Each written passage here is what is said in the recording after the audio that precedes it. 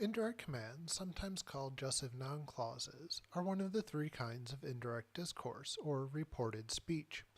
Indirect discourse reports what someone else said. It may use the exact words that were spoken, or it might summarize or paraphrase what was said. For example, you might see the sentence, "The teacher required the students to read these three pamphlets." This is an example of an indirect command in English, and it may not have been exactly what the teacher said. The teacher's exact words are recorded in direct discourse. For example, the teacher ordered, quote, "Students, read these three pamphlets," end quote. Or the teacher said, quote, "Students, next week we will be studying how Romans traveled throughout their empire. Therefore, I want you to read three ancient fictional accounts of travelers. A few letters of Cicero as he travels, the beginning of Book 1 of Apuleius's Metamorphoses, where two travelers are talking, and an excerpt from the dramatic adventures in the Latin novel Apollonius, King of Tyre." End quote. Notice what is different about the indirect command. It may or may not use the exact words. The words are adjusted because of who is speaking, and there are no quotation marks, so the indirect command is a subordinate clause. So, how do we recognize indirect commands in Latin? As in English, indirect commands have a subordinate clause that is triggered by the verb in the main independent clause. This verb conveys a command, like ubeo ubere, impero imperare, oro orare, or hortor hortari, but it can also be any other head verb. Remember that many Latin teachers refer to any verb of saying, asking, telling, thinking, hearing, or sensing as head verbs because they are all now understood to happen with our heads. At the beginning of the subordinate clause, there is an ut or ne. Ut is used if someone is being ordered to do something, and ne if someone is being asked not to do something. Finally, the verb in the indirect command is in the subjunctive mood. In fact, indirect commands are very much like Latin indirect questions. Both can have special main verbs, a verb of asking or commanding. While indirect questions use an interrogative pronoun to start the subordinate clause, indirect commands are initiated by ut or ne. Both have subordinate subjunctive verbs. Let's look back at our English example. The teacher required the students to read these three pamphlets.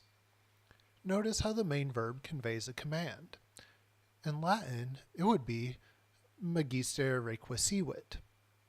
Then we need an introductory adverb. Since the teacher wants the students to read the books, it is ut. For the subordinate clause, we use cases normally. Since the students are doing the reading, they are nominative. Since these three pamphlets are being read, they are the accusative direct object. Finally, the verb to read should be subjunctive. Following the sequence of tenses, since the main verb is perfect, we are in the secondary sequence. Since the teacher is asking the students to do something after his speech, the subordinate verb should be imperfect subjunctive, so legerent. Altogether, magister requisivit ut discipuli hos tres libellos legerent. Let's look at another example. Brutus contra Caesarum coniuravit, sed iusit ne coniurati Antonium necarent. We recognize the second main clause as an indirect command because of the ordering head verb iusit, the ne saying not to do something, and the subjunctive verb necarent. The translation of this sentence may take a step or two. If we translate it literally, it reads, quote, "Brutus conspired against Caesar, but he ordered that the conspirators not kill Antony." This communicates what it should communicate, but it is not the clearest, most polished English sentence. So how do we make it sound better? In English, we usually convey indirect commands with the infinitive, so this sentence can be polished as, quote, "Brutus conspired against Caesar, but he ordered the conspirators not to kill Antony. End quote. So here is a final indirect command for you to identify and translate. Oro ut vos faciatis, naeum helvium sabinum, idealem dignum rei publicae. How do we know this is an indirect command, also known as a Jussive noun clause? We know because oro is a commanding verb, ut introduces a subordinate clause, and faciatis is subjunctive. So how do we translate this sentence? I ask that you make Gnaeus Helvius Sabinus an aedile worthy of the state. In fact, I rearranged the word order in this example of an indirect command from an election graffito in Pompeii. Here you see the actual inscription, Naeum Helvium Sabinum, idealem dignum rei publicae oro vos faciatis. There were many other election posters, as it were, painted throughout Pompeii in the years before the eruption. Some simply asked people to elect certain Pompeian citizens as aedile or duower, the two different local magistracies, but a few graffiti offered reasons.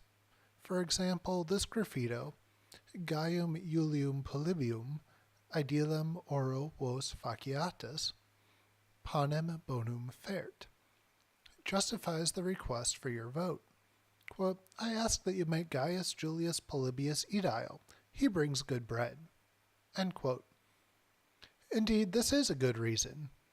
Aediles sponsored and supplied local religious festivals.